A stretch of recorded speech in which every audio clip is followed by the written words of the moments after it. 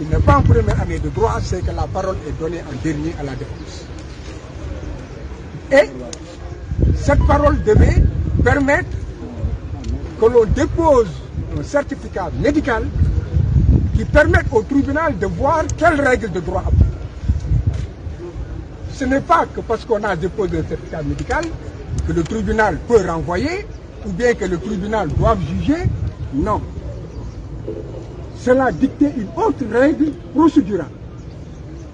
Mais comme je l'ai dit, alors le tribunal avait perdu son latin et avait perdu ses moyens et était rentré dans une logique où il ne fallait pas écouter les avocats, ni de par leurs moyens, ni de rien du tout. Et le juge ne s'est pas privé de dire, maître, dans des circonstances dans lesquelles nous nous trouvons, la défense se retire.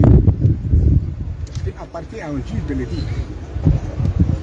Donc, le tribunal était dans la logique, non pas de ne pas écouter les avocats, mais était en train de voir quel était le confort que la défense lui pouvait lui donner en quittant la salle. Il est clair.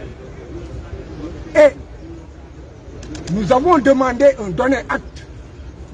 C'est le minimum.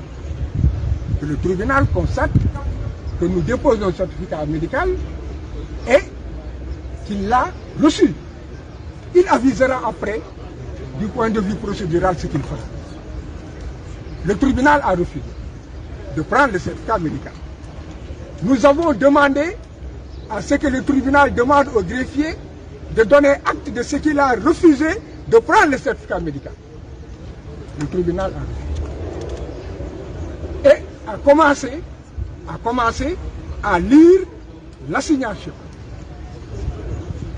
A-t-il terminé la lecture? Ne l'a-t-il pas terminé? En tout état de cause, il a donné la parole immédiatement à la participation.